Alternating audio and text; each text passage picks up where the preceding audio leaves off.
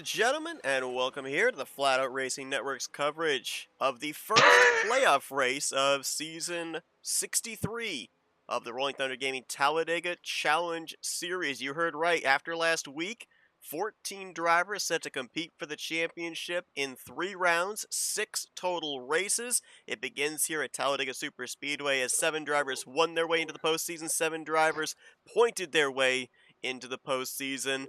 I'm Seth Cole alongside of Michael Norman. And Michael, normally at these super speedways, our advice is just get to the white flag to have a shot at this thing. But the last couple of weeks, it's been absolute chaos in the closing stages. So I It's feel absolute chaos here in the turn 4 as well.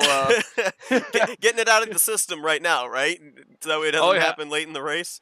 Sure. Well, I mean, I would say that if I was actually racing, I'm just out here in Oh, the so in the you're in the saying flat out. you are the chaos.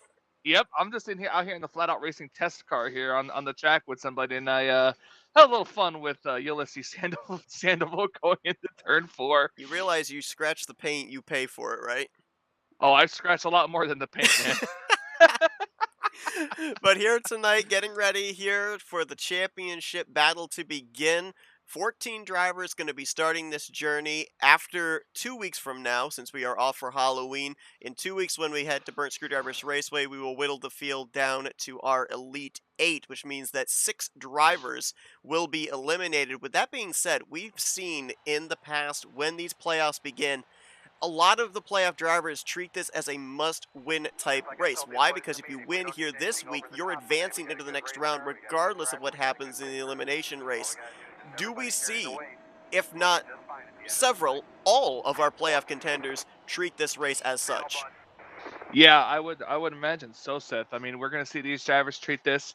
It's the opening round of the playoffs, so you want to get that first win to advance into the round. So, some of those people who points are right now out the window. It's like the first race of the season. We're going to see at least the playoff drivers do anything that they can to try to get that win, and it should be interesting for us to watch. Now, we mentioned about the fact that there are 14 playoff contenders. Only 12 of them are taking the green flag here tonight. We went down the list to check and see there are 2 playoff contenders that will be in a couple of weeks' time, a little bit behind the proverbial 8 ball, maybe even in a must-win situation to advance into the next round, which means that with 12 playoff drivers on the track in a 35-car field, in close quarter racing, there are 23 X-Factor drivers out there that are just trying to end out the season with a checkered flag, and that's the beauty and the curse sometimes of playoff system at a super speedway with how close everybody is double and 3-wide racing. The fate of your championship may not necessarily just be in your own hands, as we see a former champion on the pole position here tonight. That is Richard Martin in the Richard Petty number 43 Pontiac. And he's going to have one of our playoff contenders alongside of him, one of the drivers that won his way into the playoffs and actually was tied for 12th at the final points paying spot to get into the postseason, that being Donnie Garrett. Kelly Causey, he's going to line up on the inside of row number 2. He's a playoff driver that pointed his way in to the postseason last week. He'll be alongside of Jason Scheck. John Godfrey, he's going to be back in row 3 alongside of Cy Jones, who pointed his way into the playoffs. It's been a long time since we've talked about him in the championship conversation, so great job by him during the regular season. Row 4 going to be Greg Palmer alongside of Jim Gloud. And your top 10 completed by Robert Breedlove, and playoff contender pointed her way into the postseason, Jessica Shelton. Back in row 6, Jeff Crivello alongside of Denny Carroll. Row 7, Jeremy Jeffries, who won the regular season championship, pointed his way obviously into the postseason, carried a lot of bonus points in. He's the number 1 seed in these playoffs. He's alongside of Keith Bynum in row 7. Row 8 going to be Glenn Harris alongside of 2-time winner on the season, the only one that's had multiple wins, Mark Paglia. Row 9 finds Bob Seminaire, another playoff contender who won here during the regular season, and he shares that row with another driver who pointed his way into the postseason, that being Terry Bombard. Back in the completion of the top 20, it's Greg Lovell alongside of Bobby Farrell. Following row 11, Tim Nofsker alongside of Joe DeSpirito. Nofsker pointed his way into the postseason. Joe DeSpirito won last week to advance into the playoffs. Mike Mangialardi and Bernie Mobbs, they're back in row number 13. Row 14, Josh Metallic, who won his way early on into the postseason. He's with Ulysses Sandoval. Randy Waugh, Luigi. alongside of our defending champion Chuck McClure. McClure pointed his way into the playoffs. Bob Dixon, Doug Cady behind them with Brian Rawson, Tom Dixon, Javier Negron, Doug Woolley, and Billy Elliser, the remainder of your 35-car field. The playoffs have begun in the Talladega Challenge Season 63. And Wow, we that did was your. mention that 2 playoff drivers did not take the green here tonight. They may be in must-win situations in 2 weeks' time. Those 2 drivers would be Brian Schilling and Ken Roberts, both former winners on the season. I like. I was reading some of the comments here. Oh, we have a wreck already. Oh, yes we do, and that's a big wreck in the middle of the pack, and I saw a couple of our playoff drivers involved in that. I saw Josh Metallic and Terry Bombard, might have been others. Somebody blew up. I heard somebody say they blew up. I'm Now not this sure will who be it was. interesting, since it's a mechanical issue, they may end up doing a race restart. We didn't complete the first lap. I heard you. Let's see. I wonder who it was. So we will stand by here. Oh, the 10. The 10 just blew up, and then it looked like the 10 just like I don't have my smoke on, so I can't really tell. But the 10 just hooked it. Like I guess he blew up, and then it just hooked around on him That immediately. sounds like a money shift if the car spun.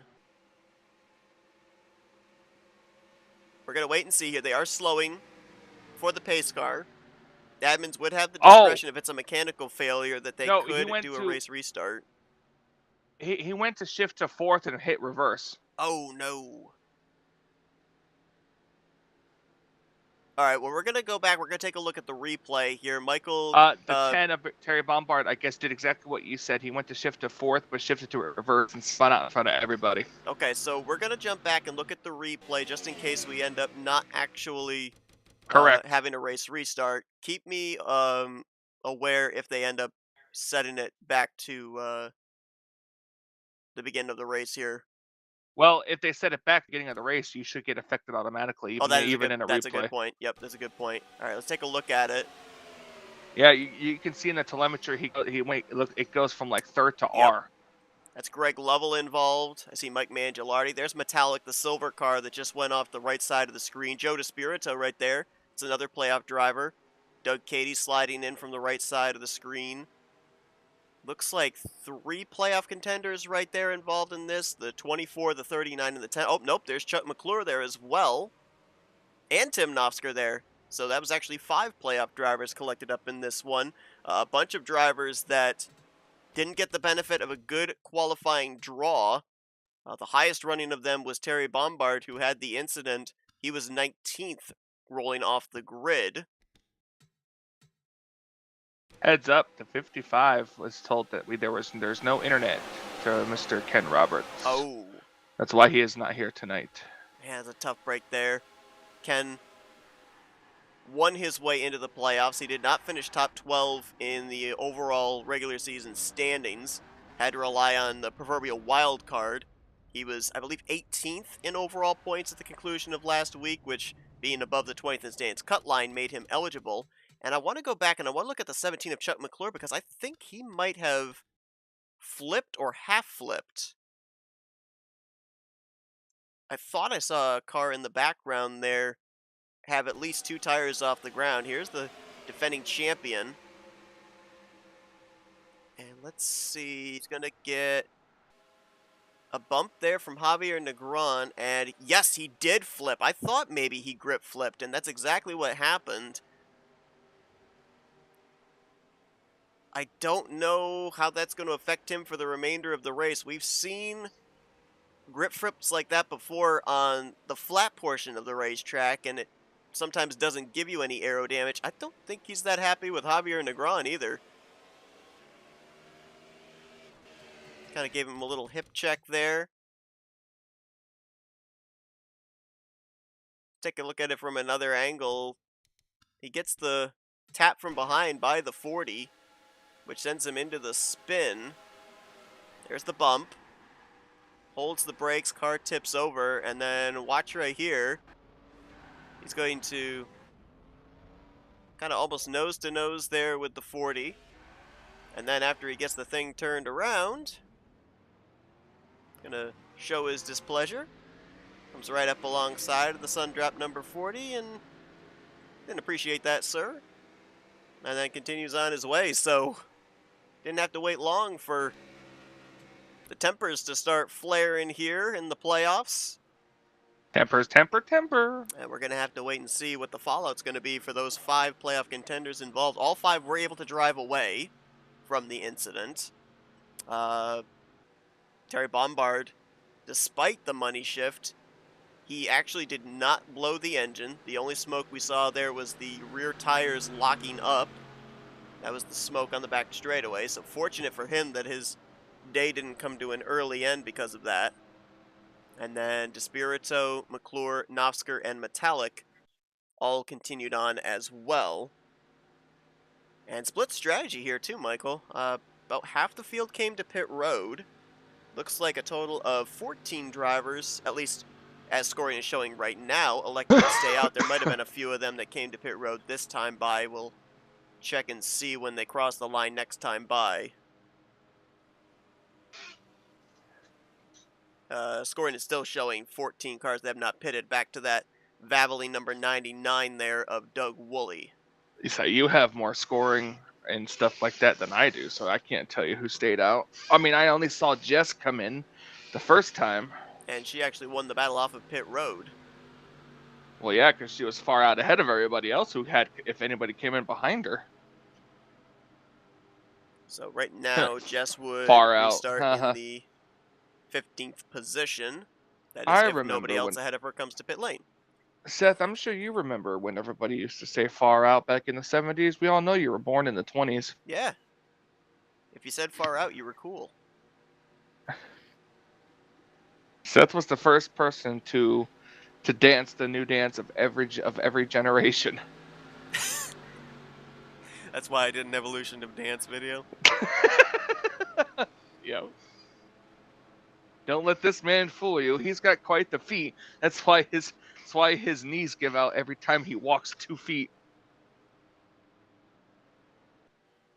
What was it, something that I ended up reading where it was like every time that I hear crunch, it's just me walking up the stairs and it's my knees popping or something? Seth, you need to look at the comments in the chat. I was actually getting ready to go down through the comments here. We got Donnie Garrett, Grant Wesley, Rodney Sellens, who we understand has a procedure tomorrow, which is why he's not in the race here tonight. So hope we see him on track as soon as 2 weeks from now. Grant Wesley, we've missed seeing you out on the track, my friend. Hopefully we see you soon. Milt Surratt in our chat here tonight. Good to see you. Grant says, somebody tell Bumby that Amish Survivor Series doesn't start until next season. Man, I'm looking forward to Amish Survivor Series coming back. I might need a little backstory on that one. What, the Amish Survivor Series? Yeah. Oh my gosh. And so you remember High Grip Wreckers, right? Yeah. So it's kind of like that, except they actually have it where there are AI cars out there on the track with you that you have to try to avoid. It is encouraged that you actually, it's a wreck 'em up at your own risk type race. I think if I remember correctly, they have like certain drivers that are designated as well as like the hit cars, and your goal is to try and hit them, and you get bonus points every time you wreck them or something. Or no, I think it's if you end up killing their engine or something like that. It's actually really fun. They ended up doing something as well that I had never seen before. We did a broadcast for them, and one of the events they had was called a pole race.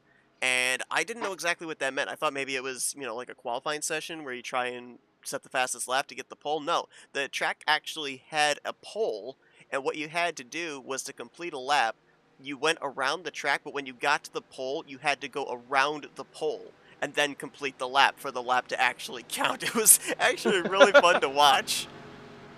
Ulysses Sandoval calling you out over here says he's picking Jess to win the title because, unlike Seth, I do believe in her. Yeah, but here's the difference. Ulysses is a driver. I'm a commentator. I'm not inflicting the commentator's curse on anybody this season. As a matter of fact, if I end up falling out of TeamSpeak tonight, folks, or if the broadcast goes down, that would be part of the commentator's curse, because I ended up saying tonight, so far so good, I've been able to not fall out with this wireless internet that I'm using. And you just doubled down on it. I did.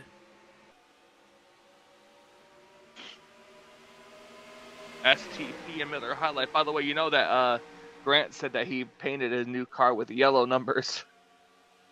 No, that was actually Rodney. He painted Ken Roberts 55 with yellow numbers, so now I will Oh, not get confused between Grant and Ken's cars.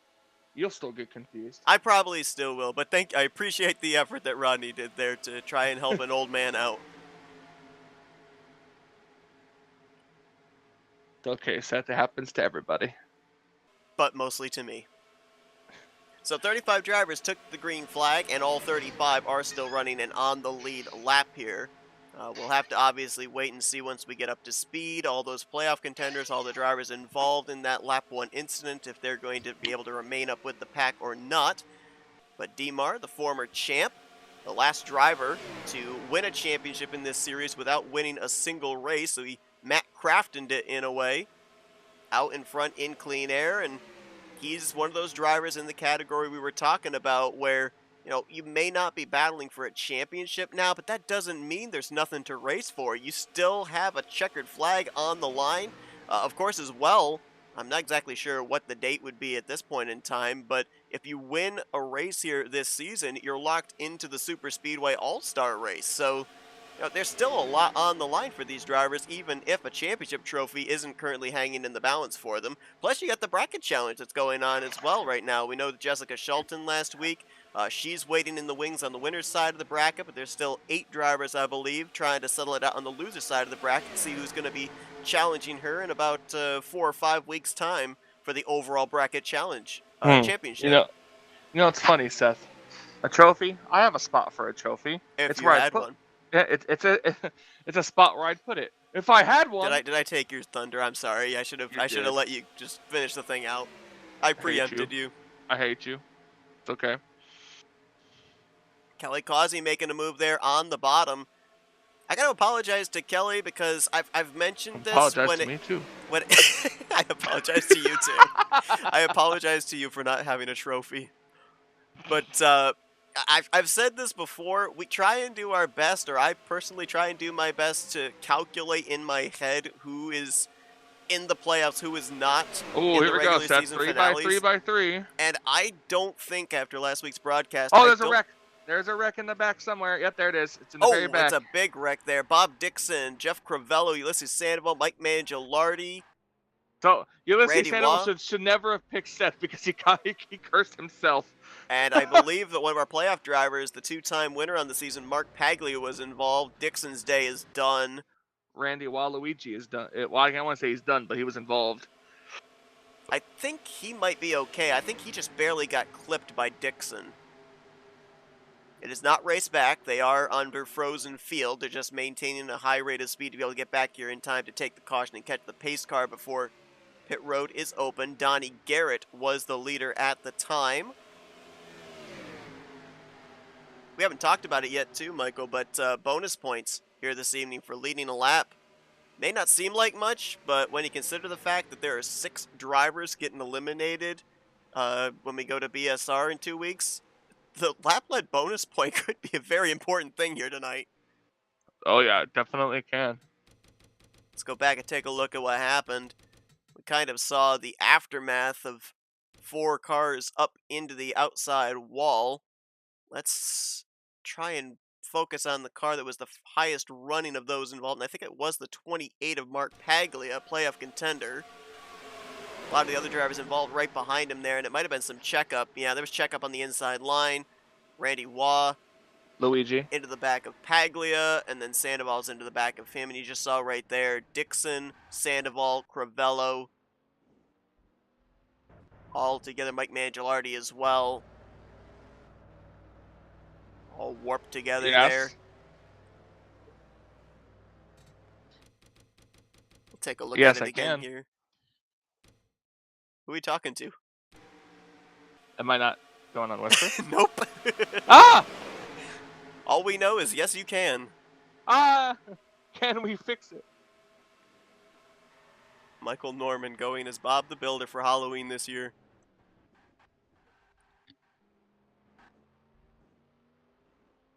And I don't know, did Ulysses? Oh, he didn't. Ulysses ended up on his roof, and so he ended up having to call for a tow, and that's going to more than likely lose him a lap. Bob Dixon is still out there. Might be trying to just complete as many laps as he can before he eventually has to come to pit road, see if maybe anybody else retires out of the race, and he can pick up those spots. As Jeremy Jeffries in the number 1 is going to be P1, but I believe he has stayed out here under this caution period, along with Billy Ellis or Jessica Shelton, your current top 3. I guess there's a little bit of time here to be able to give you an outlook of what the playoffs looked like coming into tonight. Drivers ended up getting bonus points if they had a race win during the regular season. They also got bonus points for where they finished in the overall point standings if they were inside of the, I believe, top 12 in the standings. So Jeremy Jeffries, by virtue of winning the regular season championship, he ended up carrying 33 bonus points into the playoffs. He has 4 points in hand over Chuck McClure and Bob Seminara, who are in a tie for second. Brian Schilling, total of 9 points back in fourth. Josh Metallic, 12 points back in fifth. Jessica Shelton, Mark Paglia, they are tied for sixth. They are 15 points out each. Joe DeSpirito, eighth in the standings. He is minus 21. Tim Nofsker, ninth in points. He is minus 24. 30 points back are Kelly Causey, Donnie Garrett, and Ken Roberts. They are in a 3-way tie for 10th. Terry Bombard and Cy Jones. Those two are 33 points out of the points lead. The last 2 drivers to point their way into the postseason. Saw Jeremy Jeffries give up the lead, come to pit road. Shelton going to stay out, get a lap-led bonus point as well. So a couple of playoff drivers, a couple of the pink cars here during the October Breast Cancer Awareness Month, getting that valuable lap-led bonus point.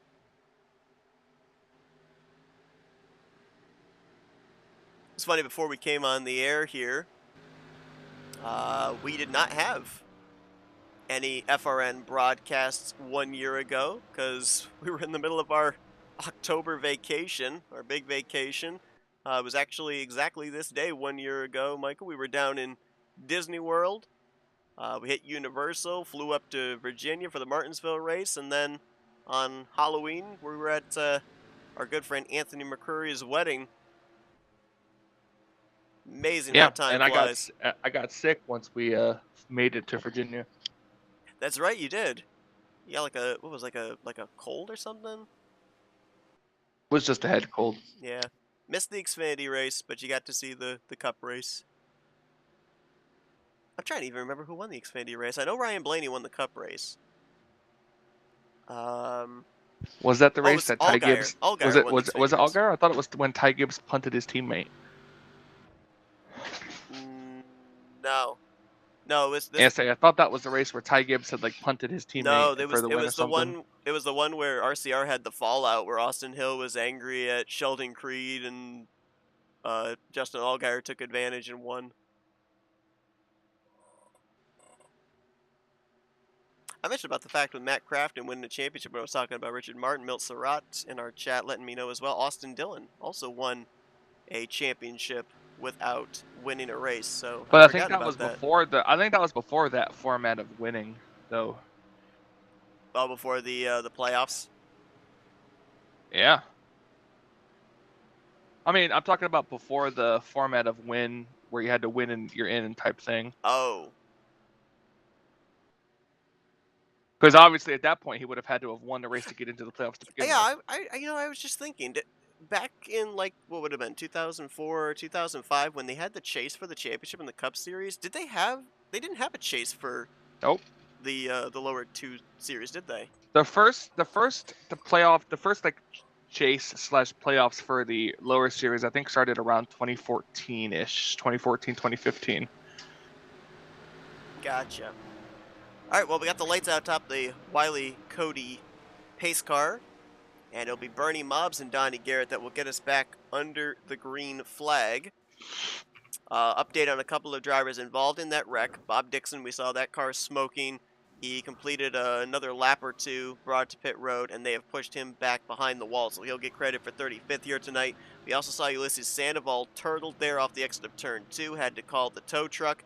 He is still running, but he is one lap down, so if we were to get another yellow, he would be eligible for the free pass, but currently he is the only car off the lead lap on this upcoming restart. The other remaining 33 drivers all on the lead lap. However, I will be a little bit curious about a few of those drivers like Jeff Crivello, Mike Mangialardi, who were also involved in that big pile up there into the outside wall along with Bob Dixon, whether they are going to be up to speed here on this restart or not. So working our second caution of the evening, getting ready to complete lap 13 onto 14. And yep, Milt Surratt confirming, yes, the Austin Dillon's championship without a win during the season was before the chase format was implemented.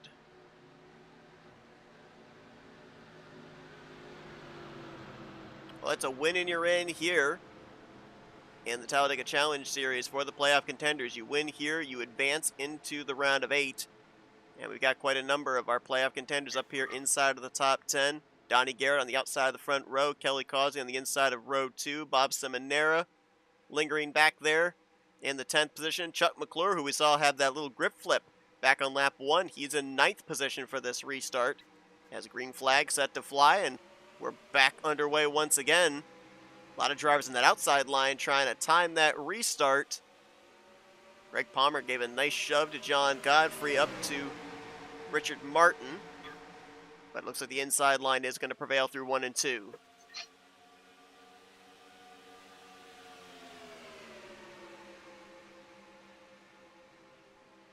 Couple of early wrecks here in the beginning stages, Michael, and quite a number of playoff contenders swept up into them. Is there a point in time, do you think, here where these drivers start to rein it back just a little bit, realizing, hey, we can't win our way into the playoffs right now, but we can certainly take ourselves out of the conversation, put ourselves maybe in a must-win situation when we get to the elimination race in 2 weeks, so maybe see them settle down just a little bit here?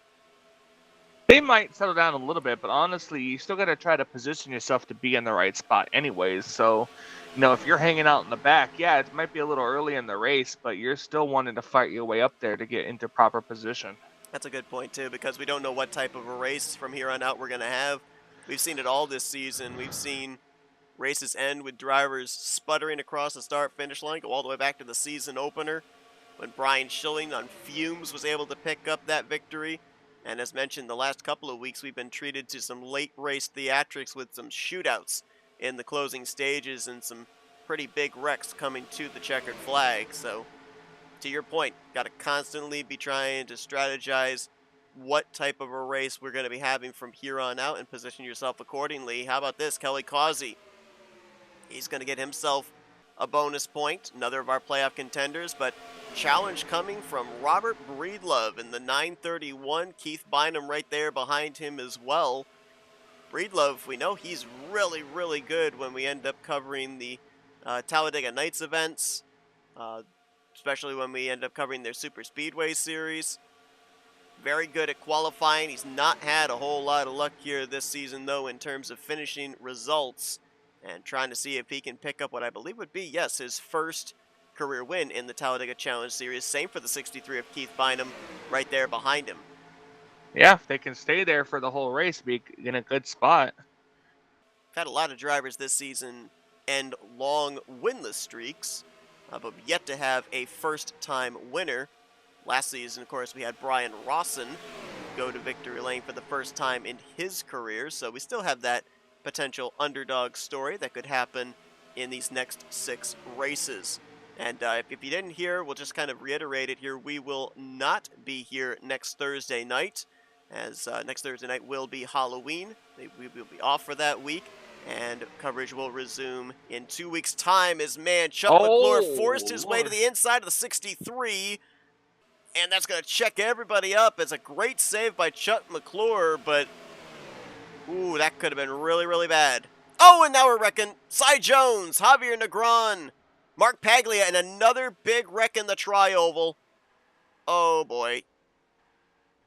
Jessica Jeff's Shelton, involved, another championship contender. Glenn Harris, Terry Bombard, Brian Rawson. There's others. There's a bunch of others there down in the infield grass. Joe DeSpirito in the 24. And you gotta wonder if some of this had anything to do with the reaction to what happened with Chuck McClure over in 3, may have bunched them up. No, the 72 just got into the wall, and the 40 got bumper grabbed by the 6. Bad bump, and that's what started that. 72 being Jim Gloud. Javi Negron in the 40 car, as we'll go back and take a look at what happened. Third caution of the night here in the... Yeah, that was, yeah, I mean, he just hit, like, the 72, I guess, just slapped the wall off of turn 4. Rodney asking who won the RTG race that was not broadcasted. Oh man. I don't remember. Was that Jess? No, it wasn't Jess. It might have been Rodney, actually. I'm not 100% certain though. Try and see if we can get the camera focused on the 72 and the 40 here. They were trying to make the third line actually work. And when we end up showing you this replay, we'll also go back and take a look again at the save that Chuck McClure had. There you see it, 72 into the wall, stalls all the momentum of that third line.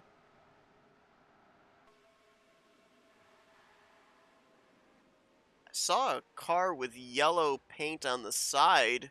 Looked like they flipped off on the left side of the screen. I think that could have been another playoff contender inside Jones, but I'm not 100% certain. We'll get another look. We already know that Mark Paglia and Jessica Shelton and Joe DeSpirito were involved, all playoff contenders. Yeah, I think it was Cyber Jones.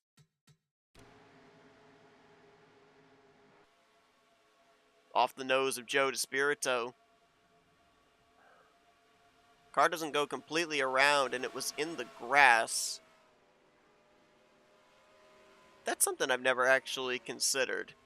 If you end up wrecking or half flipping in the grass, does it impact the damage your car receives less so than if it happened up on the racing surface? Or does I'm it not treat it sure. the same? I've never actually considered that. I'm not sure either, to be completely honest. I mean, I know if you're in a barrel roll, grass is probably worse because it catches the race car and just continues the barrel rolling. We're going to go back here now and see the entrance to turn 3. Chuck McClure trying to make the move on Keith Bynum 3 wide. This is midway down the back straightaway. Chuck looking, and he's there. And Bynum just kind of runs him out of room. Right there, I thought Chuck was going to catch the 63.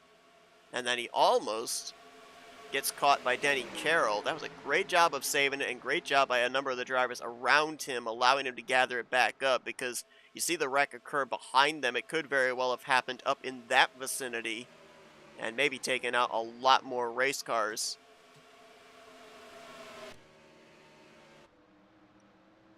But third caution already here tonight. These drivers trying to get into a rhythm, but so far it's kind of come down to pit strategy, track position, and a lot of playoff drivers trying to get that lap-led bonus point.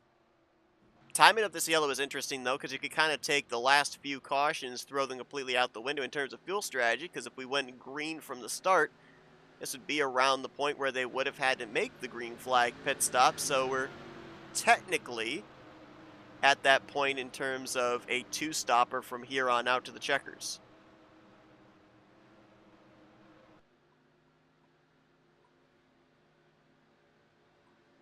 I gotta tell you, Seth, since we're not gonna be here for Halloween, Yep. There is one person that we kind of gotta talk about, and not racing related, but with the age-old question: do you consider A Nightmare Before Christmas a Christmas movie or a Halloween movie? Honestly, I'm on the Halloween side of the spectrum for it. For the only reason being, I know that both holidays are incorporated into it, but take a look at who the main characters are. You've got Jack Skellington, you've got Dr. Finkelstein, you've got Sally, you've got Oogie Boogie. Who are the main characters on the Christmas side? Just Santa Claus, really. So the fact that Yeah. most of your So main characters are focused on the Halloween Town side, I consider it a I mean, Halloween one. so so then we got to throw out. I believe what is it? I believe his name is Ken Page, right? The voice of Oogie Rest in Boogie. peace. Yeah, that's what I'm saying.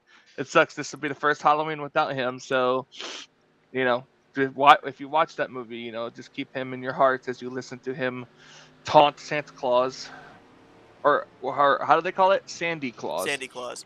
And it was Sandy it was Claus. it was such horrible timing too, because there's a game out called Disney Speedstorm. It's kind of Disney's answer to Mario Kart, and the current season that they're in is Nightmare Before Christmas, and it specifically was chosen to be around the Halloween time, with the timing of that question you just asked, is it a Halloween or a Christmas movie? And I think it was, I want to say, less than a week before the release date of that season starting was when the news dropped that uh, Ken Page had actually passed away. So it was Well, just I like, feel oh like, man, but those games prep in advance, so no, maybe if they did record any lines from him, they they got they him didn't, before he they passed. didn't. I listened to the sound clips and it wasn't him.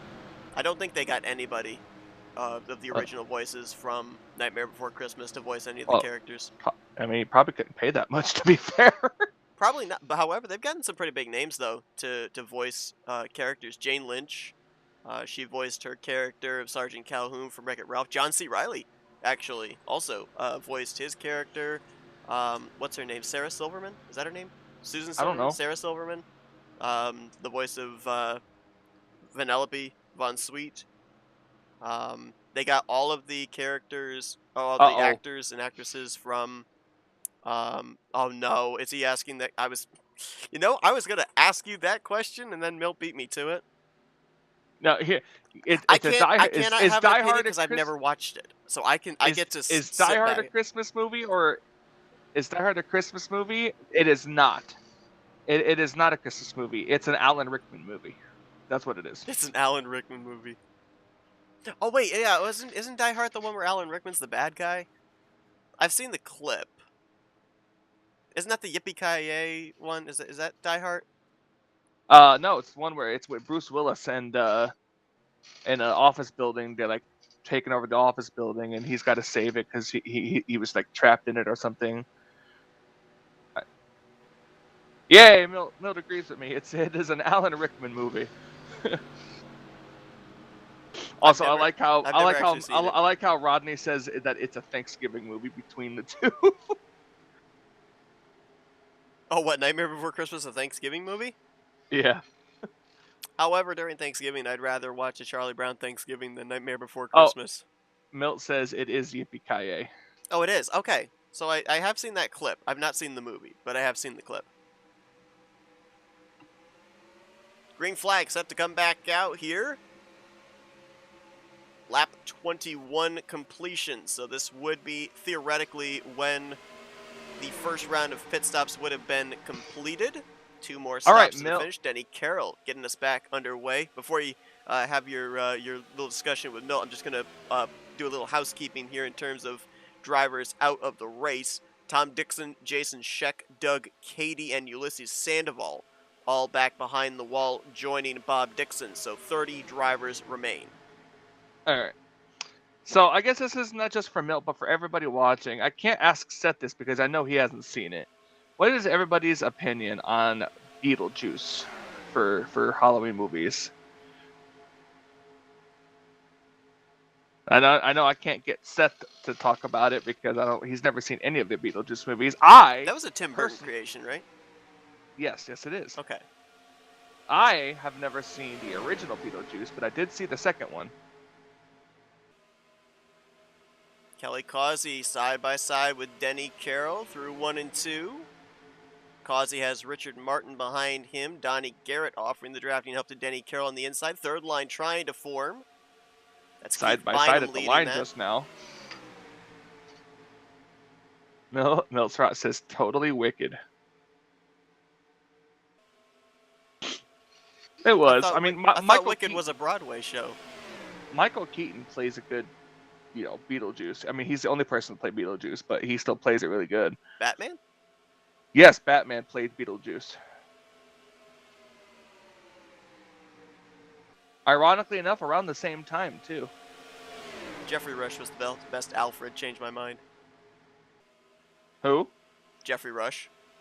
Oh, is that the Batman or That that was version? the Christian Tim Bale. Burton's. That was the Christian Bale Batman. That was Michael Caine. Oh, it was Michael. What? Why did I say Jeffrey Rush? Okay, yeah, you're right. No, that is Michael Caine. Okay, Michael Caine was the best. Alfred. Changed my mind. Man, it didn't take you a whole lot of convincing for Jeffrey Rush to be the best Alfred. Rodney says Milt drove a Beetlejuice car. I painted, I think, one of Seth's Talladegas. That's true. He did. He's absolutely correct about that. Milt says I was just about to type that. Ooh, the side by side. I never actually tested the theory if I said Beetlejuice 3 times if Milt was going to appear. Oh, I year, have. Though. I've said Beetlejuice 3 times before. Nothing you? happened. I also sat in the dark in a bathroom, stared at a mirror, and said Bloody Mary 3 times, and nothing happened either. Well, if you said Beetlejuice in an attic, you probably would get a dart shot into your neck by Mara. Grant Wesley, 10 out of 10 for the new Beetlejuice.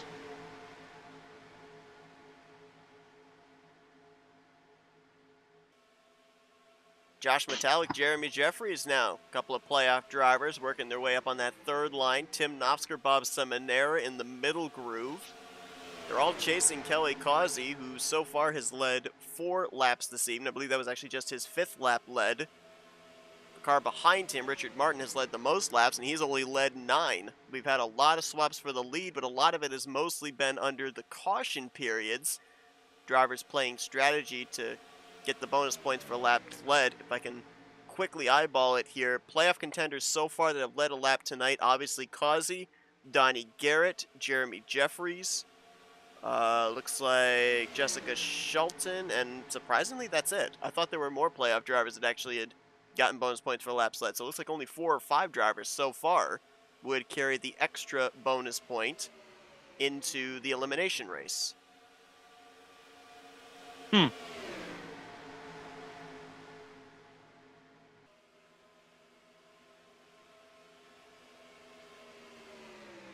Couple of drivers up here that we haven't talked about tonight. How about that Petty Blue 92, that rhymes, of Bobby Farrell holding down the 6th position.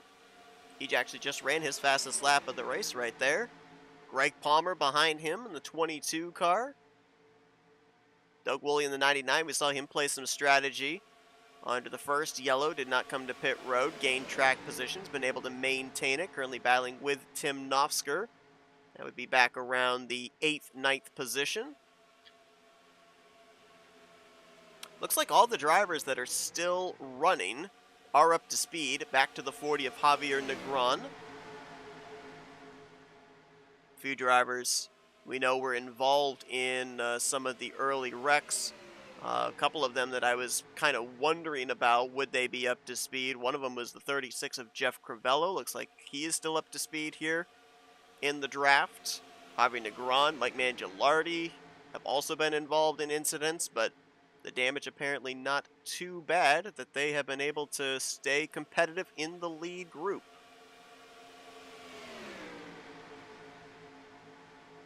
And at this point, none of the 12 playoff contenders that took the green flag here tonight are in the garage area. So they're all still out there trying to earn points.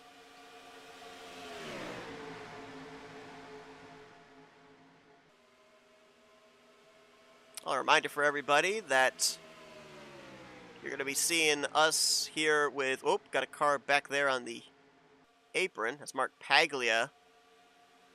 Looks like he's going to get back up in line.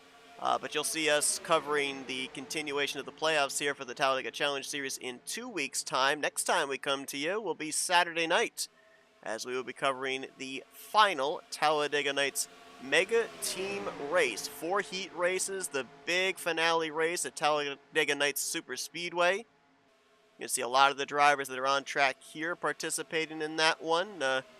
Ended up here in that driver right there on second on the outside line, Josh Metallic. He'll be participating for the first time. Number of other drivers you'll see as well. I don't think we've gotten an official count of how many teams there are going to be. I think the last I heard there were going to be 8, potentially 9 teams, so upwards of 36 drivers that would be in that Super Speedway main event in the finale. And as mentioned, it is the final one. We've covered several of them here once a month. We've had incredible finishes. The first one was really close in terms of who ended up winning the overall team championship, and looking forward to what should be a good finale to close it out. That'll be 8 p.m. Eastern Standard Time this Saturday evening. Hope to see you here on FRN. As a matter of fact, I believe a colleague of ours is considering maybe being a part of it, Michael. Oh, yeah? Team Wrecking Ball may have Nick Gunther behind the wheel from what I heard a couple of nights ago. Hmm.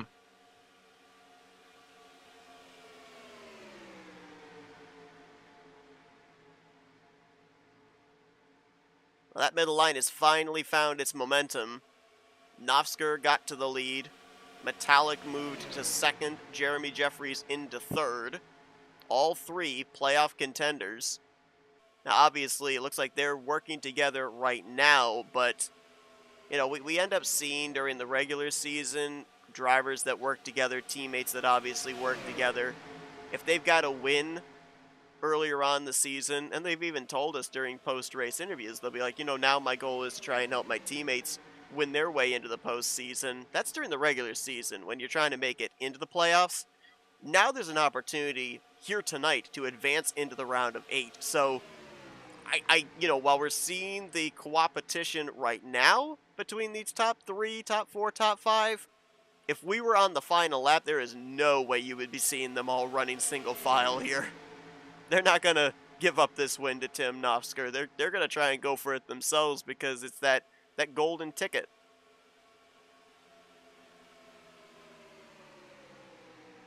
Keith Bynum right now, the lone non-playoff driver here at the front, inside of the entire top 7 or 8. You got Seminara, Despirito, Donnie Garrett all lined up there, right behind him. Good comeback for Joe Despirito after he took a pretty good shot in the front end of the car when Cy Jones spun down across in front of him through the tri-oval under our 3rd yellow flag. And we are about to cross the halfway threshold. Now remember, these drivers came to pit road around laps 19 to 21. So we would be more than halfway through a fuel run right now. We'd be looking somewhere around lap 40, potentially, as to when these drivers would have to make potentially their first green flag pit stop of the night, and that would not be the last time they would have to come to pit road. That would put them about 5 laps short of the finish. And you see right there, Nofsker, Metallic, Jeffries all jump from the middle to the bottom. Seminara jumps to the bottom as well.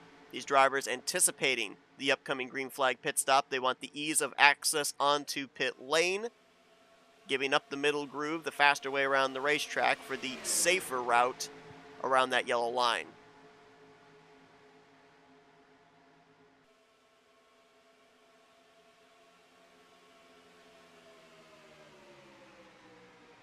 Now, Michael, I know that we haven't gotten to it yet, but we have talked so much during the regular season about how playoff positions have hung in the balance on green flag pit stops. We have seen a lot of drivers make mistakes that ultimately could be a deciding factor into whether they're going to battle for a championship or not. Now the playoffs have begun, and execution on pit road is at an all-time high.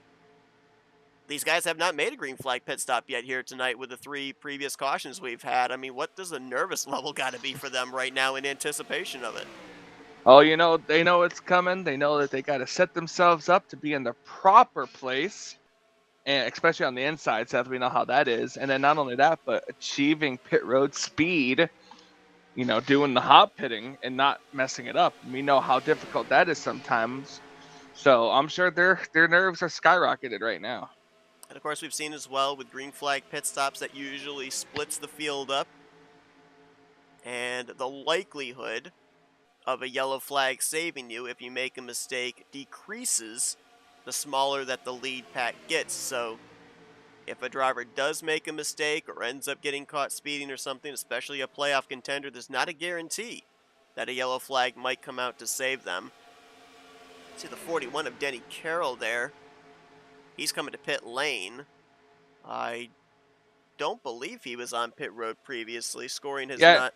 Denny Carroll, or the 41 I saw, I think I saw the 41 on pit road like Oh, a was he lap on pit ago. road already? And did he just get a black flag then? And he's serving He it? might have. He might have. Tough I break don't there know. for him. Yeah, he would have come to pit road by himself if he had indeed made that green flag pit stop. And the speeding penalty is going to cost him now. Saw him fall a lap down.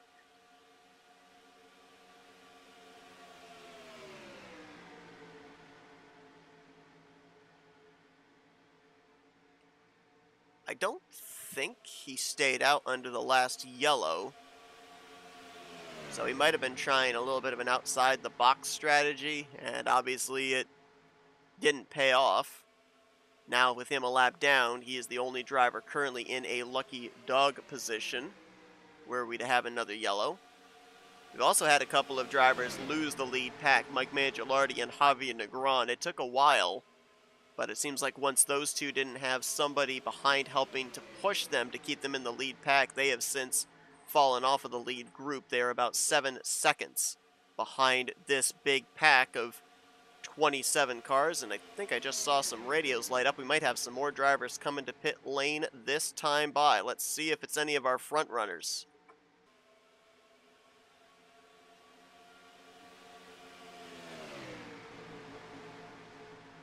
Nobody up towards the front. Down to the front.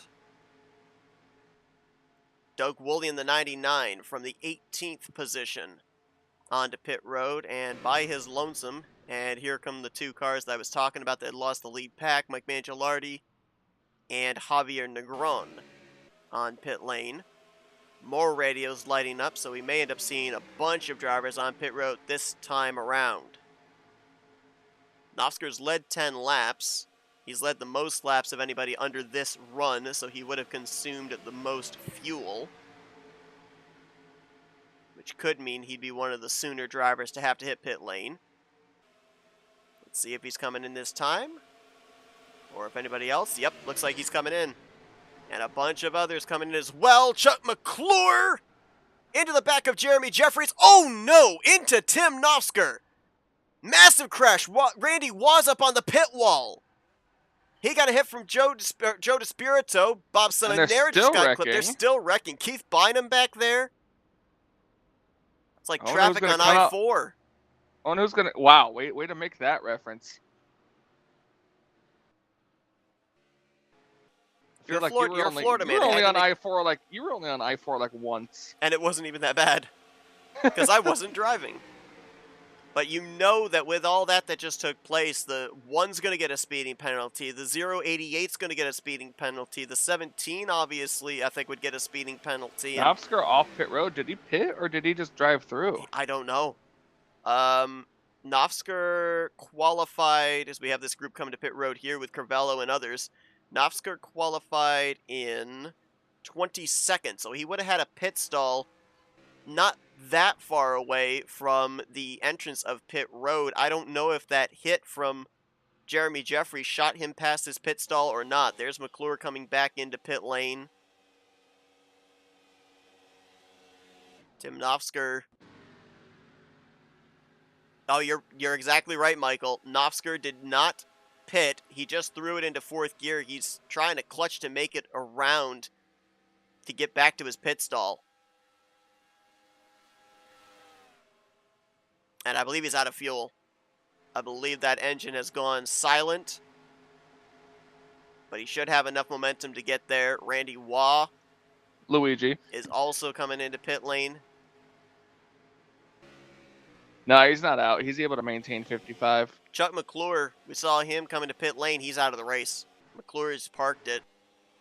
The defending champion who came into this race tied for second in overall points. He might have got blamed for that incident, to be honest. Well, he did cause it. He locked That's the what I'm brakes up saying. there, got into Jeremy Jeffries. So that means that McClure is going to more than likely finish in 29th position. That's a lot of points that are going to be left on the table. And obviously, there's a couple of drivers that didn't take the green flag here tonight. But remember, next week, in 2 weeks' time, I should say, 6 drivers are getting eliminated. It's a lot of drivers that are not going to advance into the next round. And Chuck McClure could potentially find himself in a must-win situation at Burnt Screwdrivers Raceway. I mean, Nofsker, we see them right there getting put another lap down. He may end up being in a must-win situation if things don't change here in the remaining 20-some-odd laps. And 5th place John Godfrey just got hit with a speeding penalty. He was going to be up in this lead pack in the top 5 after the cycle, and he's going to have to come around to pit road. So look at who our front runners are now. Bunch of the drivers that elected to stay out that extra lap. Greg Palmer, the race leader. Terry Bombard, who ended up finishing out the regular season 11th in points, came into this race with 0 bonus points, was tied for the 13th seed in the playoff grid. He's in second. Jeff Crivello now up here in third with Glenn Harris in fourth. These 4 drivers, the last thing they want to see is a caution, because if they can continue to run in this single file formation, you go back here and look at some of the other drivers.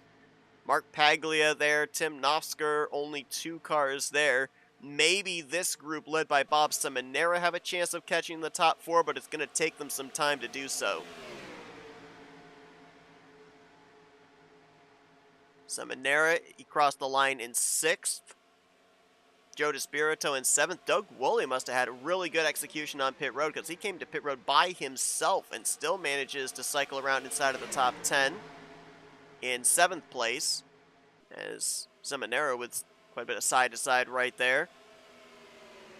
Kelly Causey is in 8th. 9th place Josh Metallic and Donnie Garrett in 10th. So if I quickly can count, I believe there's 5 drivers up inside of the top 10 right now. Actually make it 6, because Mark Paglia was actually in the 5th position, and he just got freight trained from 5th now back to the 10th spot. And Jessica Shelton trying to catch on to the tail end of Tim Nofsker. She might be able to get up here with this group as well. She's right now in 12th position with Brian Rawson, who was a playoff contender in the Final Four for the championship last season, right now in 13th place. And I think the 7-Eleven just disappeared of John Godfrey. Oh, Godfrey just got DQ'd.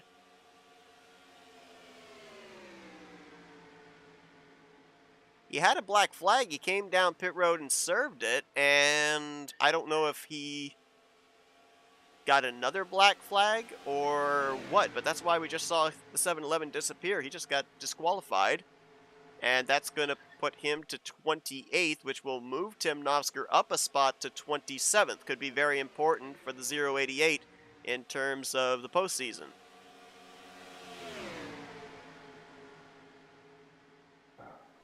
What do we have, Seth? Coming up on 20 laps to go this Yep. time by. That's opening the pit window for this last stop.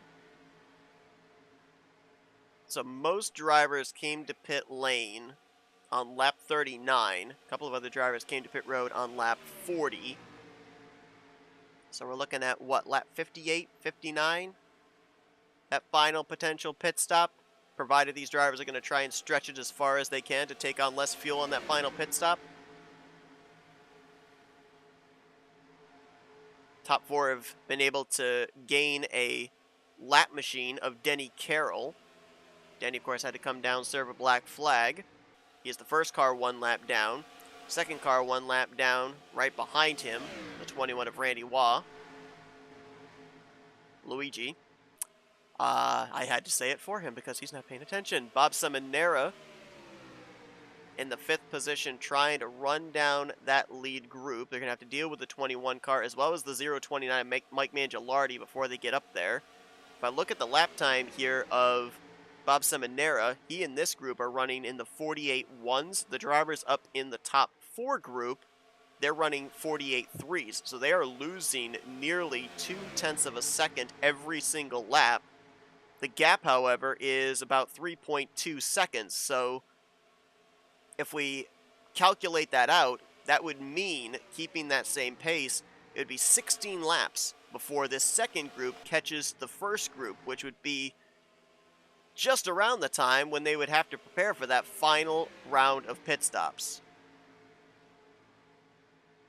And I'm not necessarily certain if with the 712, who's now actually dropping to the back, I was going to say with the 712 side deciding at the front of that lead group, I'm not sure how well that was helping this pack.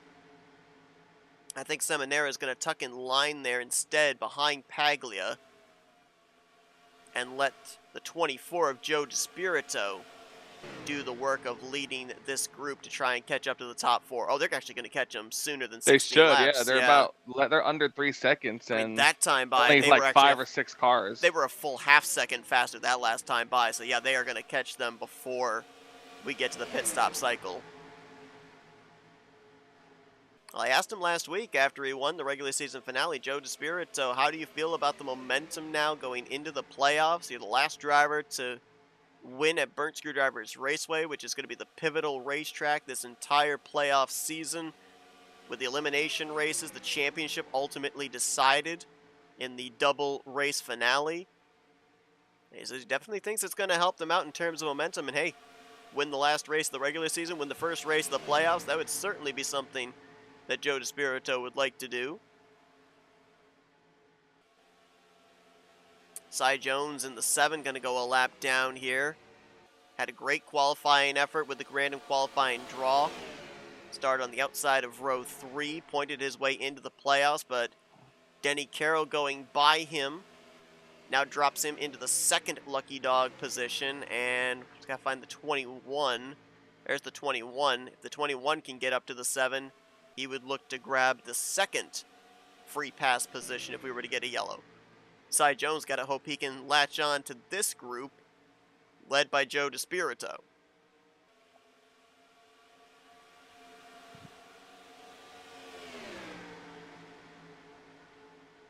Pretty good fight for the bonus point for most laps led here tonight. Richard Martin, who started on the pole, has led the most laps so far. 13 circuits out in front. Tim Nofsker was tied for 2nd most at 10.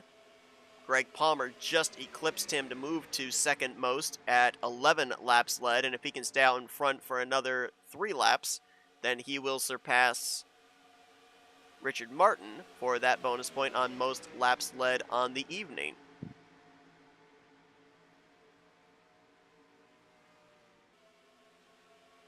Here comes that 2nd group. They've caught the first pack, and Joe DeSpirito leads the charge on the inside. Denny Carroll going to move down in front of them. Now, if Denny can get in front of the leaders here, that would move Cy Jones into the 1st lucky dog position and Randy Waugh into the 2nd lucky dog position.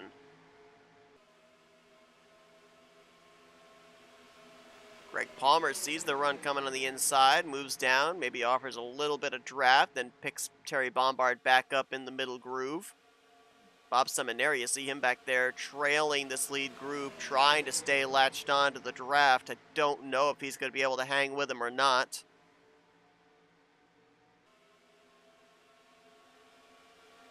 Let's give you an update here, last time by, of where all of your playoff drivers were scored, as we are closing in on 10 laps to go. Highest playoff contender, according to live standings, is Joe DeSpirito. He just crossed the line in 2nd place. Terry Bombard crossed the line in 4th. Kelly Causey in 5th.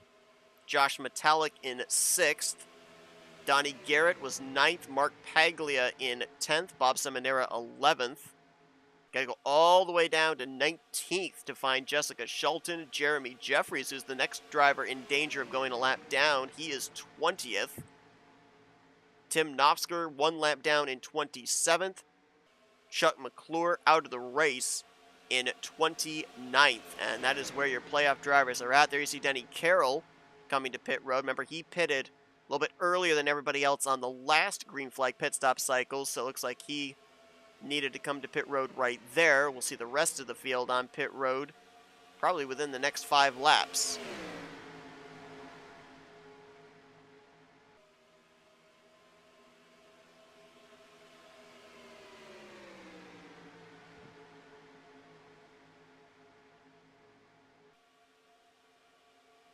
Milt Surratt cheering on Kelly Causey in our chat. And yeah, you look at some of the drivers up here. Causey, Terry Bombard, a couple of drivers that pointed their way into the postseason. They were consistent. Now, do they maybe get that win that locks them into the round of 8? It could very well happen. They're in the conversation. They were able to execute on pit road on that first round of green flag pit stops, but now we're going to be coming up on the money stop. Playoff drivers already had issues on that first cycle. Will they have issues here on this final cycle? Is Joe DeSpirito, for the first time tonight, out in front? He led the last lap 1 week ago. He had already pointed his way into the playoffs at that point, but the win solidified it. Now looking to ride the coattails of that momentum here into the round of 8. Doug Woolley, a former champion in his own right, right behind him in second place. And then Greg Palmer. Remember, there were about 4 or 5 drivers that stayed out the extra lap on the first green flag pit stop cycle. We'll see if they do it again. Palmer was one of them.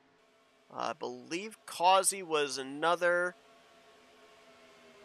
Terry Bombard, Jeff Crivello, Glenn Harris. I believe those were the 4 or 5 drivers that stayed out the extra lap. We'll see if they do it again here, or do they come to pit road at the same time that DeSpirito, Woolley, Metallic, Garrett, and the remainder of this lead group come to pit road. Yeah. Getting close to say it, too. This is going to be very interesting to watch here and see how it goes, Seth. I mean, what do you think, Seth? Think we're going to see some speeding penalties for them trying to get all that they can? It's a catch-22, right? You got to give it all you have because you want to still be up in that lead pack in the closing stages. Probably by the time the pit stop cycle completes, we're going to be around that point of no return. But at the same time, do you want to be a little bit more conservative and not throw away a good finish? You know, even if it's just a top 5 or a top 10, it pays out more points than a lot of other playoff drivers are going to get tonight. As we hit 10 laps to go, I want to point out a little funny thing. Look who's leading this race, and guess who decided to mess with me during practice? Oh. Saying. I also noticed as well after the green flag pit stop cycle, the guy that clobbered you on the back straightaway was actually up inside the top 5, and he's still actually running up inside the top 10, the aid of Glenn Harris. Yep. I may or may not have actually personal messaged him during practice and told him to wreck you again. Oh, I know you did. Oh, here we go. We're pitting. This is at 10 to go, as you mentioned. So this means these drivers are coming down to take on 1 can of fuel. That's all I was thinking. I was about to say 1 can or a can and a half. A lot of your playoff drivers are in that group. Metallic, DeSpirito, Donnie Garrett, Josh Metallic.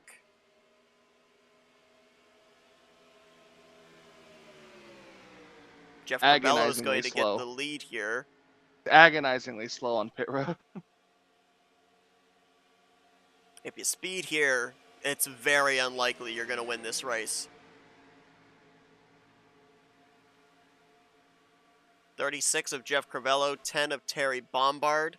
Still yet to pit. Looks like Crivello's coming in this time, along with the lap car of Cy Jones. Bombard going to stay out a little bit longer here with the 41 of Denny Carroll. Now, Carroll we know can make it on fuel. He made his final pit stop about 3-4 laps ago. How much longer can Terry Bombard go? How much further is he willing to go here?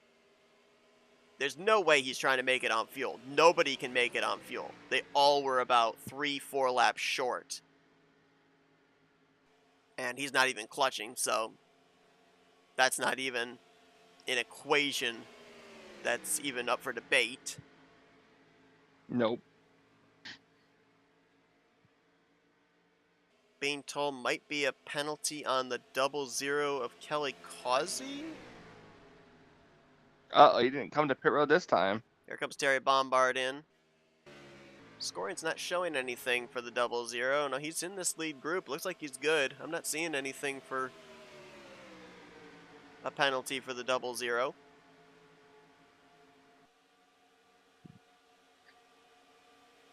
And Kelly is being scored on the lead lap. Last time by in 4th position.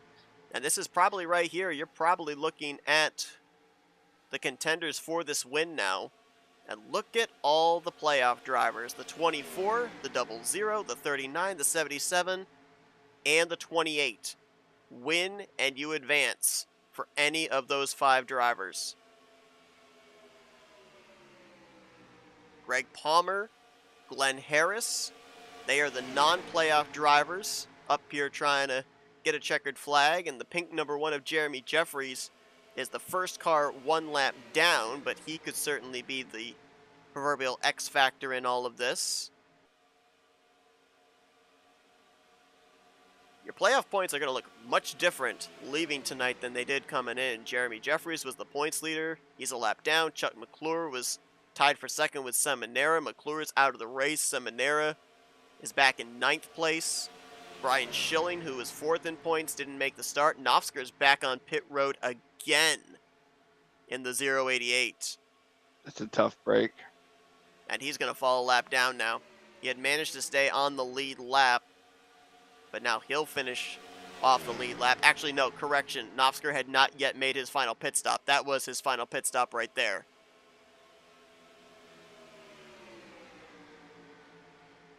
I think when we hit the stripe, Michael, we're at point of no return. We've definitely got lap cars. So It's like and it's only a 7-car breakaway here for the chance at winning. How long do you wait if you're a Josh Metallic or a Donnie Garrett or Mark Paglia back there? I mean, you're outside of the top 3. You don't know when the caution potentially could fly. We've seen so many scenarios where drivers wait too long. The caution comes out through the tri-oval and you've only got a few hundred feet to be able to make a move. I mean, if you're the 39, say, do you have like a target lap in your head of when you absolutely have to go because you can't sit there and ride? No, it's probably going to be within 3 laps to go, I would assume. That's what I think anyways. If the 39 makes a move, I believe the 1's going to go with him. We saw Metallic, Jeffries, Nofsker all work together earlier on in this race. The question is, does anybody else go with him? Donnie Garrett, we've seen him and Joe DeSpirito work together. Alliances are being made right now, I guarantee you, of these drivers up here. Greg Palmer's probably got a lot of friends right now saying, hey, work with me. Help get me into the next round of the playoffs.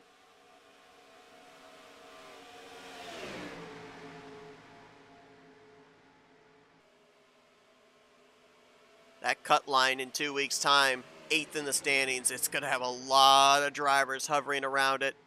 Some just barely above, some just barely below. There's going to be at least 3 or 4 drivers that might be in must-win situations when we get to Burnt Screwdrivers Raceway.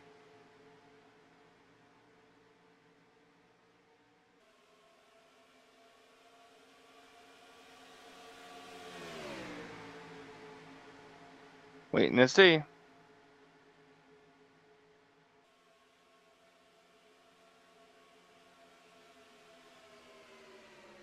Three laps to go. Keep an eye back there on the Gray Ghost, the Buddy Baker throwback of Josh Metallic, the Miller High Life 77 of Donnie Garrett, the Quality Care Ford of Mark Paglia. Who of that group makes a move? When do they make a move? As you alluded to, Mike, only 7 drivers in this lead pack have a shot at this win. You got to go all the way back 10 plus seconds to Doug Woolley in 8th position. More traffic up ahead. You can hear the idling engines. That's Nofsker in the 088. Brian Rawson not that much further ahead in the 6. Last car on the lead lap.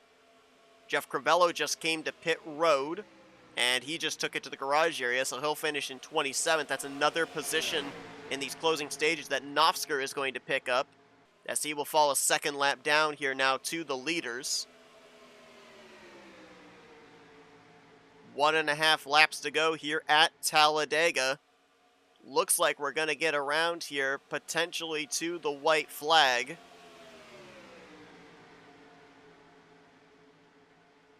Gonna wait and see if he's gonna make a move or not. He's peaking low. And what's the thought process for these guys? Because you win and you're in, but at the same time, a lot of playoff drivers have struggled tonight. So if you look at Causey finishing second, Metallic finishing third, Garrett finishing fifth, you still may have a nice little points cushion between yourself and the cut line heading to the elimination race. Causey looks low. Despirito throws the block. Metallic's going to go to the top. Is anybody going to go with him? Nope. All by his lonesome. Caution's out. Doesn't matter. We took the white. We're racing back still. Causey looks middle. Despirito covers that. 3 wide for fourth. Garrett, Paglia, Metallic. Contact! Metallic up the racetrack. Here comes Glenn Harris. Looking to give a bump there to Donnie Garrett. Causey looks low at Despirito. He's there. Can he get the momentum? Can he get the push? Who is closer? Causey versus Despirito. Going to be a photo finish at the line, and it's going to go to Causey by a splitter. Wow. That was crazy. Kelly Causey with the move. Got the draft from Donnie Garrett before Palmer could get to Despirito. And Kelly Causey, his first win of the season, is going to be a big one because he is the first driver to lock himself into the round of 8. And I'll call him it, Rodney. The legend, Kelly Causey, pulls it off. What a time to get your first win of the season. The playoff opener. With that caution coming out from Bobby Farrell on back, they caught the caution and could not race back. Oh, man.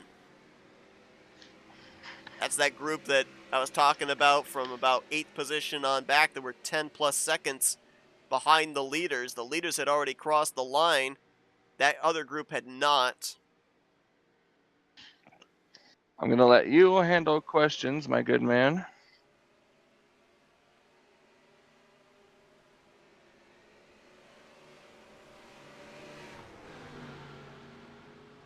Causey started this race from 3rd position, led 11 laps here tonight. I can't recall exactly where he finished last week, but it was enough to put him above the 12th in the standings cut line to advance into the playoffs. I mentioned this earlier that with my usual unreliable mental math, I didn't even have Kelly Causey down as a potential playoff contender. I thought he was too far below the cut line, but he was able to point his way in, and now he will have 2 weeks where he'll be able to prepare for the round of 8. He'll get to have a nice Halloween week, and then in 2 weeks' time head to Burnt Screwdrivers Raceway, knowing that regardless of what happens in that 66 lapper, he will be moving on to the next round to battle for the championship. Let's take you back really quickly and see what ended this race under the yellow flag. Caution came out after the leaders had taken the white flag.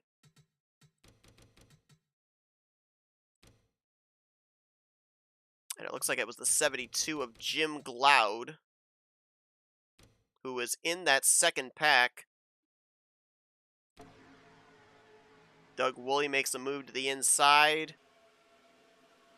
On the apron there, Gloud crowds him down, and Jim paid the price for it as he gets into the outside wall. And as mentioned, he was part of that second group, so the caution would have come out before Bobby Farrell and the rest of that second pack had crossed the line. You know that they had taken the caution, the leaders had not, so they were able to race back. Let's follow this again. Watch that bright yellow. 00 of Kelly Causey makes the move. Despirito might have been able to go down and block him, but he might have gotten spun for his troubles as well. It's just too much of a gamble to try and throw that block there with the potentiality of bumper grab. And the deciding factor right there was the 77 of Donnie Garrett was able to get to the back bumper of Kelly Causey sooner than the 22 of Greg Palmer was able to get to the back bumper of Joe DeSpirito. The momentum shifted to the inside line through the second half of the try over there, even despite Donnie Garrett having to have a pretty incredible save with the late bump from Glenn Harris. And there it is. There is the gap at the line, which equated to 10/1000ths of a second. Causey over DeSpirito to advance his way into the next round of the playoffs. Take a look at the finishing results here. You kind of visibly see some of it there on your screen of your top 5 or 6 with DeSpirito. Can be a great points day for him nonetheless, despite the fact he doesn't yet lock himself into the next round. As he'll be second, Greg Palmer bringing it home in third, the highest finishing of the non-playoff drivers. We'll be talking to those top 3 here in just a moment. Donnie Garrett will finish in fourth, Mark Paglia in fifth.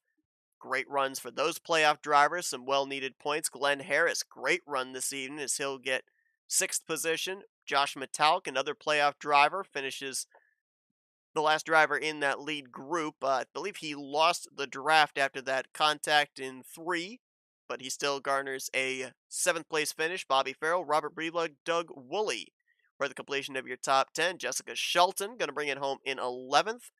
Bernie Mobbs in 12th. Keith Bynum, Terry Bombard, Greg Lovell, your top 15. So staying out that extra lap did not pan out the way Terry Bombard was hoping. Jim Glaude, who brought out that race-ending yellow, finished the last car in the lead lap in 16th place. Bob Seminara, not certain what happened with the 712. He finishes a lap down in 17th place. Billy Elliser in 18th, another playoff contender, Jeremy Jeffries in 19th, and then Brian Rawson rather, completing the top 20. Randy Wall, Richard Martin, our pole sitter, Denny Carroll, Cy Jones, all 1 lap down. Tim Nofsker going to finish 2 laps down in the 25th position. It's not great, but it's better than where he could have finished, which would have been around 29th or 30th. He was able to pass a few cars there in the final 10 laps or so. Man Gilardi was the last driver to finish under power. And then out of the race were the cars of Crivello, Godfrey, Chuck McClure going to be a big one there. Came into this race second in the playoff stands. The defending champ going to be way below the cut line heading into the first elimination race. Javier Negron, Tom Dixon, Jason Scheck, Doug Cady, Ulysses Sandoval, and Bob Dixon also out of the race. Saw 3 early yellow flags. Saw a massive pile up on the first round of green flag pit stops. And then the race ended under yellow. So we saw a little bit of everything here tonight in this playoff opener. And it sets us up for what should be a nail-biter of a thrilling elimination race in 2 weeks' time at Burnt Screwdrivers Raceway as we head into our FRN post-race wind-down and find out some closing thoughts from some of the drivers that finished up there at the front in the conversation for this victory. Let's see if we can go down and dial up the driver that brings it home. P3. Let's see if we can get a hold of the driver of the 22, Greg Palmer. User was moved to Hey, your Greg, channel. Michael and Seth up here in the FRN booth. You got us? Hey guys, wow, it's been a while since I've been up here. Did Yeah. you guys repaint it? A little bit. Yeah. Oh, nice lazy boy. I think I'll sit here. What's up? We changed it from sunflower yellow to sunshine yellow, just a shade lighter. It's better than Yazoo City yellow. Man, I'll tell you what, you got a front row seat of everything that went on there through the tri-oval, but Michael and I, we were talking about the fact we have seen so many times these type of races, the field gets spread out, you end up having only a handful of drivers up in that lead pack, you get down to the closing stages with not having nearly as many cars in the lead group, not quite as much energy as you would have if you had double or triple the cars in the pack. How long do you wait? Because we have seen so many times drivers get bitten by waiting too long. The caution comes out. You guys were able to get to that white flag, but I ran this by Michael. I'll run it by you as a driver. Was there like a target number lap in your head of this is when I've got to make the move? I can't just sit here and ride this long? I was discussing that with my teammates Kelly Causey, Coach Causey, and Mark Paglia. We were all in that same group, and we were, because those two guys, my two teammates, they're in the playoffs. I'm not, so I was going to push the guy. I was going to push Kelly, and if Pags was behind me, no, he'll push me, and I'll move over. He'll move up, whatever. But we just try to come up with a plan, and we knew Garrett was going to make his move, so we didn't go with him. So it worked out. I have to say, it worked out. We always talk about the fact that this is unique in the fact that there's a playoff system, but it's for super speedway racing. You normally, when you have a playoff system in a cup series, you're at mile and a halves, you're at short tracks, you're at super speedways, road courses. So the field is really spread out. Everybody in pack racing and super speedways is up each other's gearboxes, playoff drivers and non-playoff drivers alike. So, how did you approach tonight's race as a non-playoff contender? Obviously, as you alluded to, you had some people that you were working with here this evening, but does it does the driving mentality or just even the driving style change a little bit depending on if you're a playoff contender or a non-playoff contender? Oh yes. Oh, drastically it changes. I'm not in the hunt. I'm not in it to win it. I'm in it for my teammates, for Kelly, and for Mark. Too bad Ken wasn't here. I don't know what happened. I think Ken lost his internet service.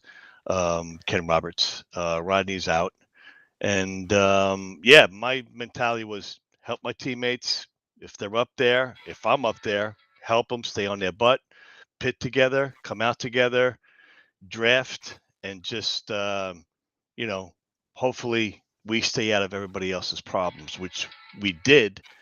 That big wreck that happened going down pit road on the approach, we stayed out one more lap. We had one more lap left of fuel. Thank goodness we did. Yeah, I was actually going to just bring that up here, so you kind of helped lead me into my next question. That decision to stay out definitely helped you and those other drivers that had that extra lap of fuel. Was that by design in thinking that maybe there could be something like we saw there, that massive pileup on pit road, or did you just think that maybe having that extra lap could end up helping you guys in terms of taking on less fuel on the final pit stop if the race continued to trend green? No, our theory was let them pit. It's a bunch of cars pitting. We see them on our monitor, who's pitting, who's pitting. We hear them on team speak. We're like, no, let's stay out one more if you can. And we could. And we want to get, you know, this is the playoffs. You take a chance. Even if you're showing 9 pounds, a little bit less than 9 pounds, go one more lap. Don't get caught in everybody else's problems. And man, I'll tell you, it worked out tonight. I wish this worked out for me the previous 7 friggin' weeks. I mean, I've been in so many accidents, so many starting in the back. Tonight worked out perfect. And I'm happy it worked out perfectly for Kelly and for Mark. Well, worked out for us too because we finally get to talk to you again. But Greg, great run for you here this evening, bringing it home on the podium. Obviously, I know you and we would love to have you in the playoffs here, trying to battle for this championship. But building momentum for next season. Build that consistency in preparation for season 64. Well done to you here tonight. Well executed race from start to finish. Before we let you go, floor is yours for thank you, sponsors, and shoutouts. I appreciate that, Seth. Thank you. Just like to thank RTG for putting on these races. This league is phenomenal. The admins, everybody, Jeremy, um, Josh, Bones, Prime, everybody. If I forgot your name, I'm sorry. You guys in the booth, you guys call excellent races. That's why you have so many people on YouTube watching this race. I want to thank my teammates, Ken Roberts, Rodney Sullins, Kelly Causey, Mark Paglia, John Godfrey. He had bad luck tonight, John Godfrey. Oh man, I don't know who else. Yeah, hopefully this momentum tonight I'll pick up momentum for next season. But for now, I'm here for my teammates. If I can help them win a championship, then I feel better about myself. Well, he led the most laps here tonight as well, so he'll get that bonus point. 14 circuits out in front and brings it home on the podium, finishing third place. Greg Palmer here tonight at Talladega. Congratulations on the great run, and hopefully this isn't the last time we're talking to you up here post race.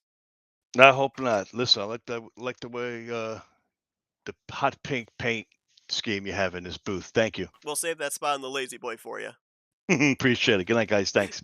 Greg Palmer, your third place finisher here User was tonight, moved the out of only your channel. non-playoff driver to finish on the podium this season. Matter of fact, the only playoff driver to finish in the top 5 here tonight. Let's now talk to the drivers that were involved in that photo finish. He got the win 1 week ago. Tonight, runner-up. Let's see if we can dial up the driver, the 24, Joe DeSpirito. User was moved Hey, to Joe, your Michael and Seth channel. up here in the FRM booth. You got us? Hey guys, gotcha. How you doing? Man, I'll tell you what, I mean, second place, a great way to start off these playoffs. I know you wanted that one position better. I want to go back to that exit out of turn 4 because we went back, looked at the replay. It was so close on whether you could have maybe been able to throw the block to keep the 0-0 behind you or not. I don't know if you've gone back to looked at it, replayed it in your mind. I mean, if you could go back and do it again, would you still keep yourself up there, let him have that inside line? Would you have tried to go for the block? I mean, it's a playoff race. You don't want to throw the points away, but at the same time, an automatic lock into the round of 8 is there. So, where are you at right now after everything that just occurred there and having the opportunity to kind of go back and review everything? Yeah, if that was a regular season race or maybe like a championship race or something like that, I probably would have thrown the block. I think I could have, but it's the first race or the first round here. I kind of just tried to be safe and I kind of let him have it there. I drifted up too high, and I was hoping I could get some help from behind afterwards, and I did, but not a lot, and it was close. Good win for Kelly, but yeah, I kind of wasn't as aggressive as I could have been, just because it's the playoffs and it's the first race. Now, we talk Before about. you get on to your second question, Seth, I want to say it's because he messed with me during practice that he finished so good. It's like rubbing a redhead for good luck or something. Uh, yeah, we talk about all the time the different facets of super speedway racing. Obviously, there's a skill involved in decision making. There's execution on pit road, and we always talk about a little bit of luck. If we go back to that first round of green flag pit stops, you maybe had one of the most adventurous maneuvering on pit road with everything that went down. You were able to make your way through, but with everything happening in front of you, around you, one, how were you able to keep yourself out of that mayhem? And two, what was the heart rate level? Because I mean, there was a car that was up in the air there at the front of the group. There were like cars all over the place, littering left and right. I mean, how in the world did you get through all that? I don't know. I think I got wrecked 3 times in the first 4 cautions tonight, and then that happened on pit road. I didn't even really see what happened. Supposedly, one car came down pit road full speed. They weren't even supposed to be pitting. I guess they got knocked down there, and it was just mayhem down there. I was swerving left and right. I've got a new set of pedals that I've finally hooked up, and I'm trying to get used to those. And it's just so much going on at once. And I made it through. Me and Bob made it through there and got linked up, and it worked out. But oh my God, it was crazy. It was all over the place down there. Crazy pit road. So, mention the fact that you don't have the lock in, but you finished second place. So you're going to have some really good points above the cut line. We've actually got the point standings here that we'll announce after the interviews are completed. So, with having the good run, garnering those points, what is the mentality for when we end up having the elimination race in 2 weeks? Are you a little bit more at ease? Do you still feel you have to be in attack mode when we get to BSR? What do you think? Well, you don't want to get too lackadaisical. You don't want to be too, not aggressive. You still gotta stick your nose in there and try to at least get a top 10. And that's probably the goal, just to get a top 10. Uh, Stay out of trouble, really. The bottom line is the safest place on the racetrack. Maybe use that a little more than normal. I went 3 wide a couple times tonight. Um, Next week probably will avoid doing that, but I don't want to give too much strategy away. But yeah, it's just going to be aggressive but loose at the same time, sort of thing. It's just try to get a top 10. Well, a great run for you here tonight. We talked about with the win last week, gave you some good momentum heading here into the playoffs, and you continue that consistency with another podium finish here tonight. Hopefully, we see you continue on this streak when we get to that elimination race in 2 weeks' time and looking to advance your way into the round of 8, looking for another championship here in the Talladega Challenge Series. Joe, before we let you go, floor is yours for thank you, sponsors, and shoutouts. Thanks, guys. I want to thank RTG, Josh, doing a great job running Thursday nights, as always. I want to thank you guys at FRN, always doing a great job with the broadcast. I want to thank the sponsors of the series, Race LM, the Factoids boys. I want to thank my team, Mobs Motors, my sponsors, Old City Fly Shop. And I want to thank everybody watching, my family watching, uh, LC watching, Dan, and all my buddies at work. So thanks, guys. Joe DeSpirito, second place here tonight.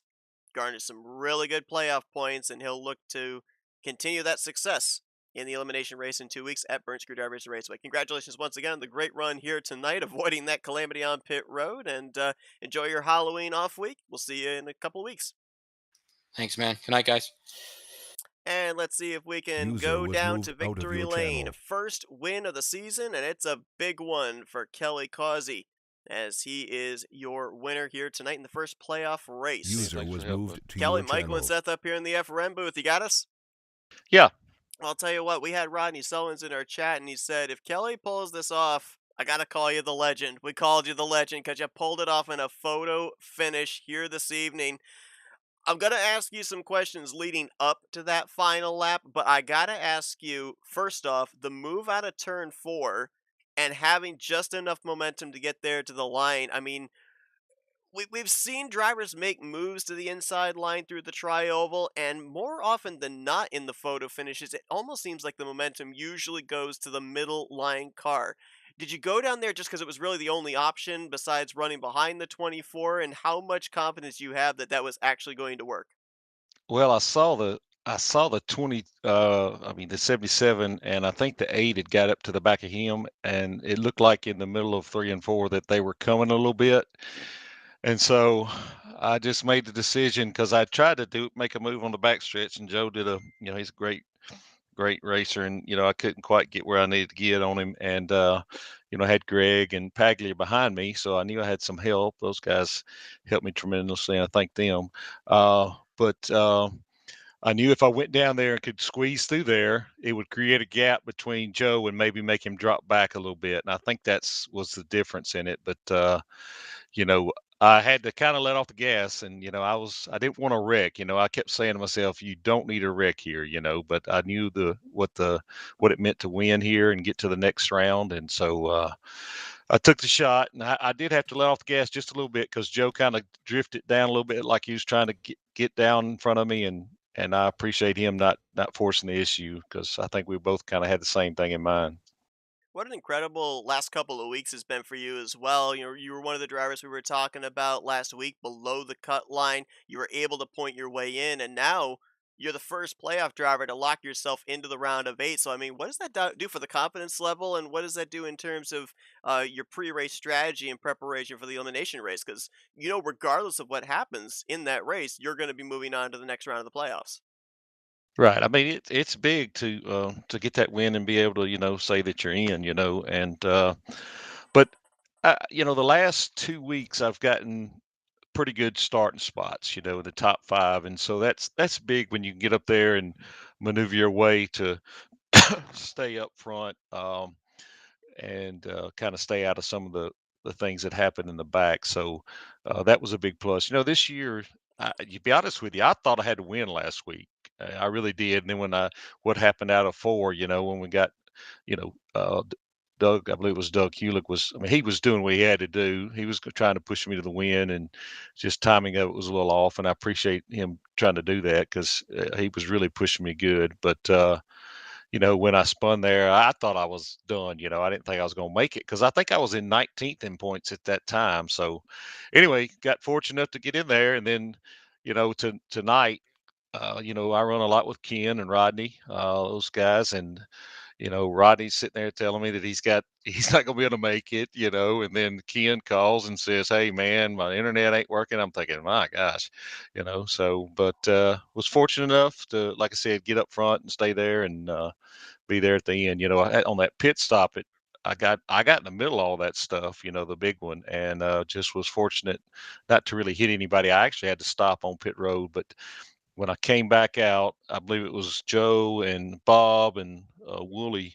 We were like 5 seconds behind the leaders because of it, and we're able to kind of piece our way up there. Yeah, it's interesting because I kind of look back in contrast of some of the previous seasons to this season. And I look back at specifically last season, it looked like leading up to the playoffs, during the playoffs, a lot of the emphasis was on the execution of green flag pit stops, all those type of things. This season, especially down the home stretch of the regular season here in this first playoff race, it has really been about avoiding the one big moment in the race. You talked about last week being involved in that big one in the closing stages. Here tonight, you alluded to that big wreck there on pit road. I mean, I think you actually had to cut the lawn a little bit there to be able to avoid a couple of cars, and you were able to come out unscathed. With that being said, with what we've seen here this season and a lot of drivers, potential playoff drivers before the postseason even began, and then here tonight, a lot of playoff drivers having issues and not garnering points that put them below the cut line. Do you feel not necessarily a sense of urgency, but maybe a feeling in the field where the winning and locking yourself into the next round is maybe more at an all-time high than it has been in previous seasons? Yeah, I think you're right on that because we have had some big ones, and if you get involved in one of those, when it's what 2 races to get to the next step, and so you get involved in one of those, it really, you're pretty much out a lot of degree.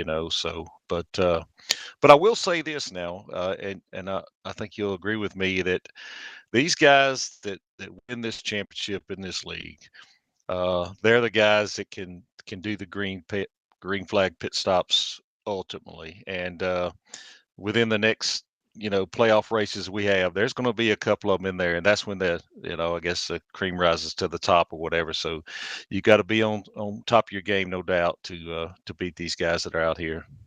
The only thing predictable about superspeedway racing is its unpredictability. We have seen that time and time again. But one thing that we can predict, Kelly, is you're going to be battling for a championship in the round of eight. Congratulations on the job well done here tonight. The timing of the move, another photo finish here this season, and a big one for your first win here of season 63. Before we let you get back to your celebrating, floor is yours for thank you, sponsors, and shout outs. I'd like to thank my teammates, Ken and Rodney, and Rodney usually paints all these cars. I did this one on my own. This is a Lake Speed edition. It's a very simple car, but Lake Speed's from Mississippi. But anyway, Rocket and Pag helping there at the end, that was big. And I'd like to thank my mom, my brother, and my wife and kids. I think they're all watching. And I'm a driver's ed teacher, and we were showing last week's race at the end of class, and so I guess I'll have something to show to them tomorrow in class. So anyway, I thank you guys and all the admins at RTG and you guys in the booth. Y'all do a great job, and I really appreciate everything that's done over here. And we can't confirm it's just decals for the taillights, but we guarantee if Kelly had actual lights, he would have had his left hand turn signal on when he was making that pass out of turn four. But Kelly, congratulations on the victory here tonight. Go and enjoy it. Enjoy your off week here in preparation for the upcoming elimination race and getting prepared for that round of eight. Yeah, appreciate it. Yeah, I did stick my hand out the door, that There I you was go. turning left. There you Yeah. go. See you guys.